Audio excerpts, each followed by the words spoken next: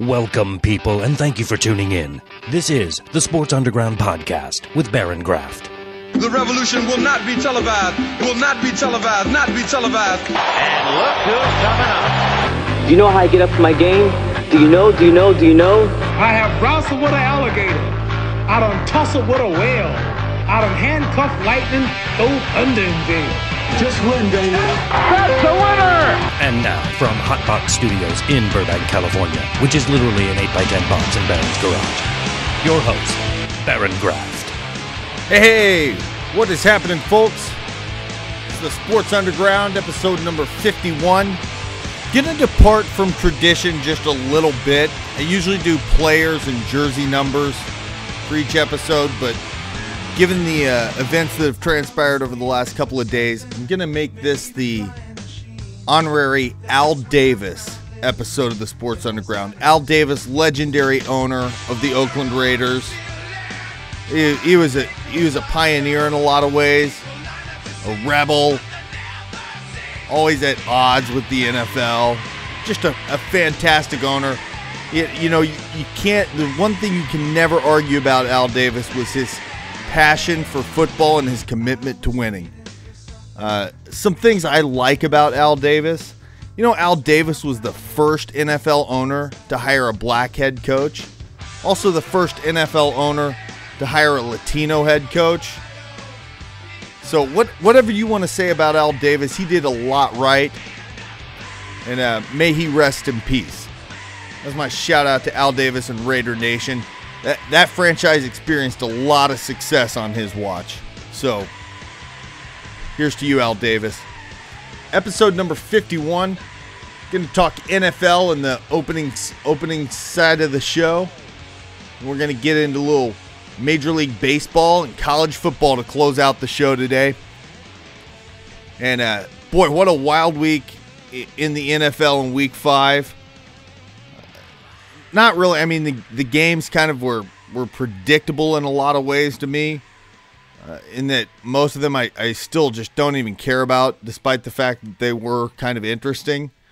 But, you know, just to kind of run it down, the game of the week for me was Oakland at Houston, given the whole situation with Al Davis passing on Saturday. My goodness, those guys got to go out and play football, you know, and they did a heck of a job. I mean, that you could tell that Oakland team was not clicking on offense, had a lot of problems in the first half. They got it together in the second half, and they came out of there with a win.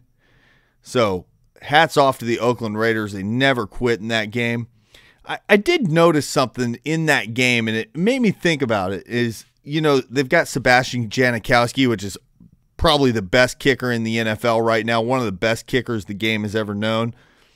Seabass made field goals of 54, 55, 50, and 42 yards in that game. That's insane to kick those kind of field goals. And the funny thing was, the Raiders scored a touchdown, and they had some penalty for lining up wrong. And so they took a penalty on the extra point, and they had to back up, I think, 5 yards, and he had to retry the extra point. Like, really? You think that's going to matter for Seabass? You think that extra 5 yards really hurts him? Stretch it out to the 35, and then maybe, possibly, that might impact him. But it got me to thinking, you know, it's just boring to me of like, oh, now we're going to re-kick the extra point. Great. You know what I'd like to see? I'd like to see the NFL get a little creative on this.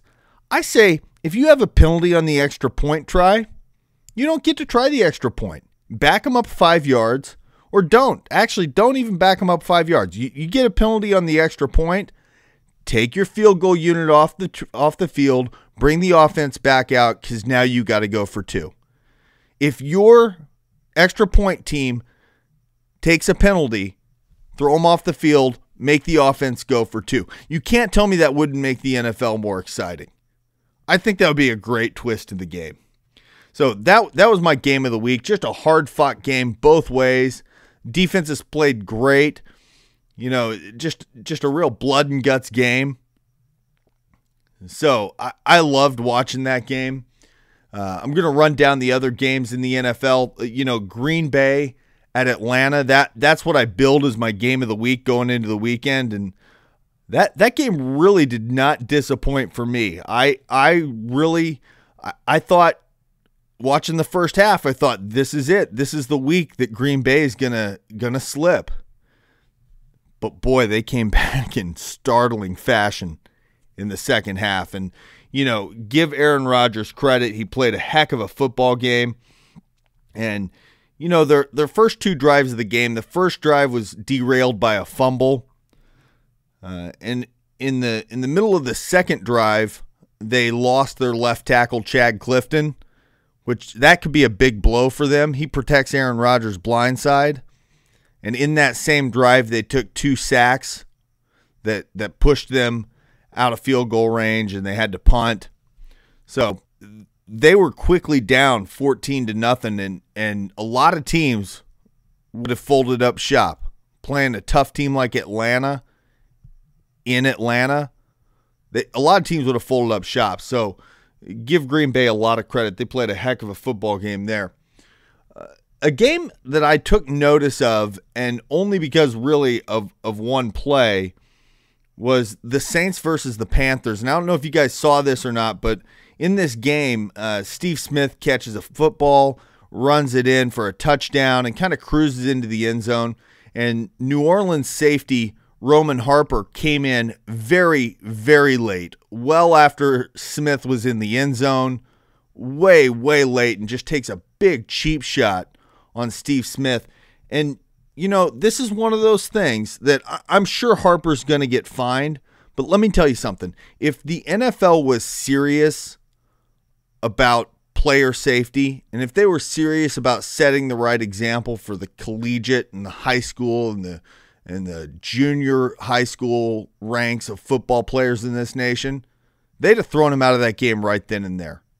And the thing is, you can't blame this on Roman Harper, he's a rookie. It's a rookie mistake. No, it's not. Roman Harper's a veteran. Roman Harper's got so much gray hair. If you lined him up and put him on a box of Old Ben's rice, I might think it was the right guy. I really might. That's how much gray hair he's got. So I just feel like, fights are very prevalent. A fight broke out after this play in this game. And, if you're listening to this program on YouTube, I'll give you little side examples. There are fights that happen all the time in high school football. You can check one out here. There's another one there. Here's a third one right there. So go check those out on YouTube. Just Google search high school football fight. Happens all the time. The NFL needs to set a better example. When their players are acting like this, they got to fine them. They got to suspend them. I say throw them out of that game. That's my answer. You're going to play like that, you're gone. You're out of the game.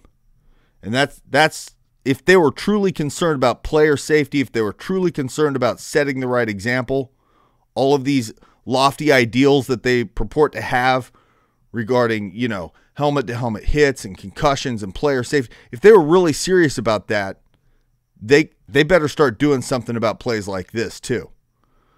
Just my opinion. Just my opinion. So the game that really was, kind of surprising was Minnesota at Arizona, and Adrian Peterson, AD.